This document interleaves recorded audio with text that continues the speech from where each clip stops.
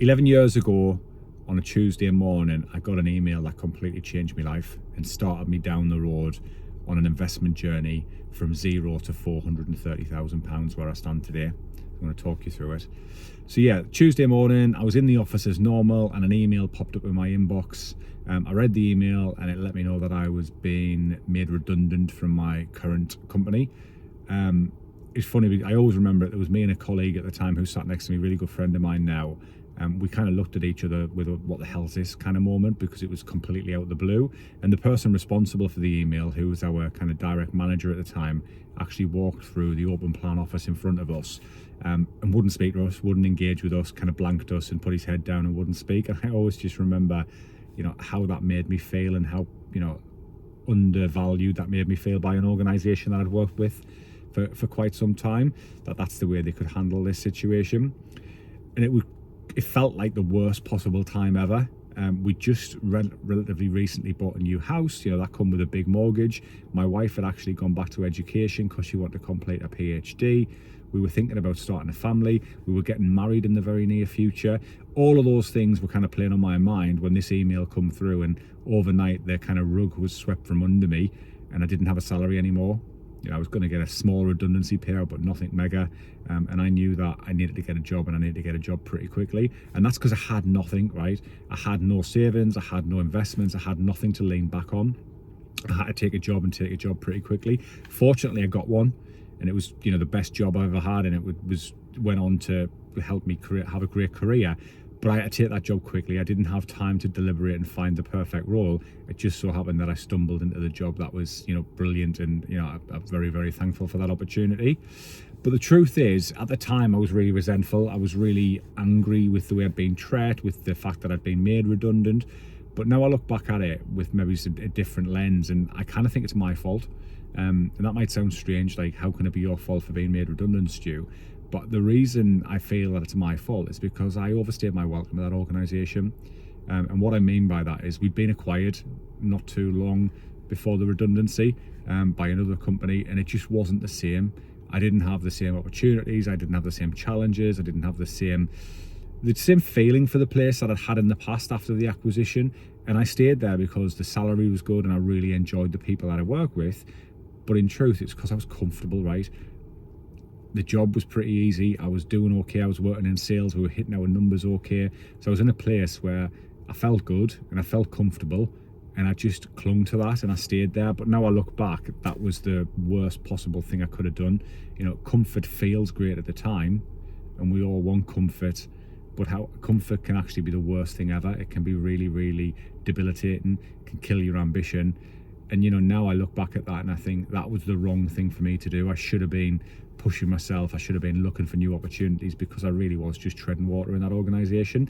And that email now, although it felt like the worst possible time for that to come through, I now look back on that really fondly and think that was absolutely the best thing that could have happened. And since then I've gone on, it changed me quite a lot in truth.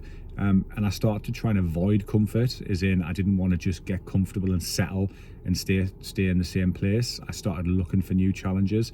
Since then, like I said, I got a new job, went on to be the best job I've had in my career. I progressed through the ranks into a senior leadership position with that organisation. I then went on to set up my own business. I wrote a book, lots of different things that I never would have done unless I received that email, I believe. So it turned out to be the best thing that ever happened to me, but it completely changed my mindset about taking risks and about trying to challenge myself. And now I'm constantly looking to do the hard thing.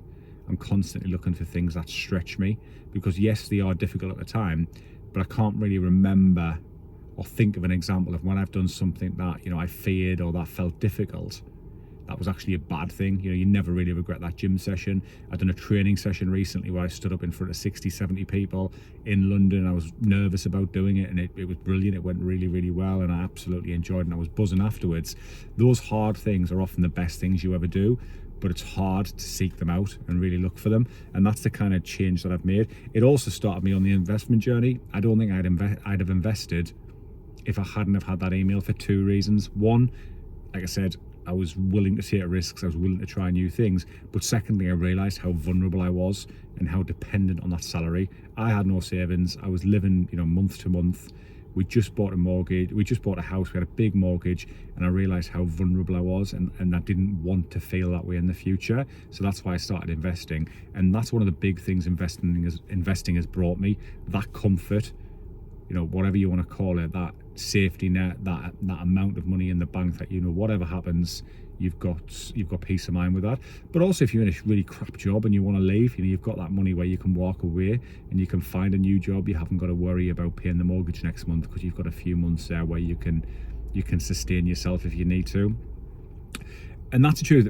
I, like most people, you know, kind of that change is thrust upon them. It's not something I made as a conscious decision, but I wish I had, and I wish more people could, because change and pushing yourself and doing something new can absolutely change your life. And that's what it's done for me. And, you know, I'm far from perfect, and I'm not, I'm just a normal person, but it's helped me build, you know, a great career. It's helped me build a brilliant investment portfolio now. And, you know, if I can do it, pretty much anyone can do it, because that's the thing about investing.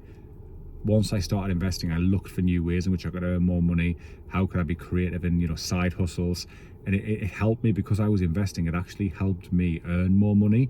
How do I get more money at work? And that's funny, but I speak with a lot of people who invest, and they tell me something similar. Once you get started on that path, you start to look for ways in which you can make more money, which obviously is a massive benefit, because the more you earn, the more you can invest. And, you know, those two things compound together and get you in a good place where you look back 10 years and, like myself, you've got close to £500,000 invested. And that's what started me off in this investment journey. I just thought I would share this with everyone, because, you know, it didn't start from a privileged background. I'm not someone who's had a trust fund or money from parents. You know, I started with nothing. I had nothing when I started. I didn't earn a particularly good salary. Like I say, it was 11 years ago or so, but I was on something like £27,000 at the time. So it wasn't the worst salary in the world, but it certainly wasn't the best either. So I think it is possible for anyone to start on this kind of investment journey, and hopefully this encourages somebody to give it a go, because investing really has changed my life, and it's set me up where I can retire at 45. And I'm going to document all of that journey here on the YouTube channel. So if you're interested, subscribe and follow that journey along, and I'll see you on the next video.